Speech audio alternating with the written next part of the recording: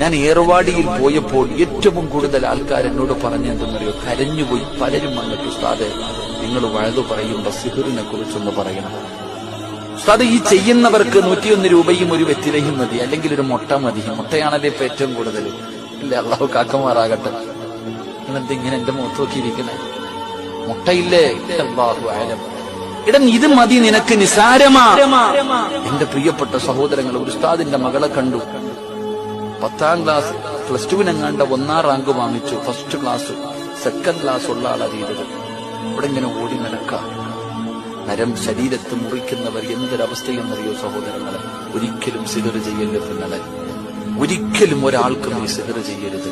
സിഹർ വൻപാപവാ, സിഹർ ചെയ്യുന്നത് വൻപാപവാ. ഇങ്ങനെയുള്ള പെണ്ണുങ്ങൾ ഒന്ന് പോകണം ഏർവാടിയിൽ. അവിടെ പോയി നിന്ന് നീ കാണണം പെങ്ങളെ, എത്ര ചെറുപ്പക്കാരികളായ പെൺകുട്ടികൾ. എത്രയോ. എനിക്ക് ഏറ്റവും വിഷമം കാസർഗോഡുള്ള എനിക്കറിയുന്ന ഒരു മനുഷ്യൻ 2 നിലയുള്ള കൊട്ടാരം പണിതിട്ടുണ്ട്.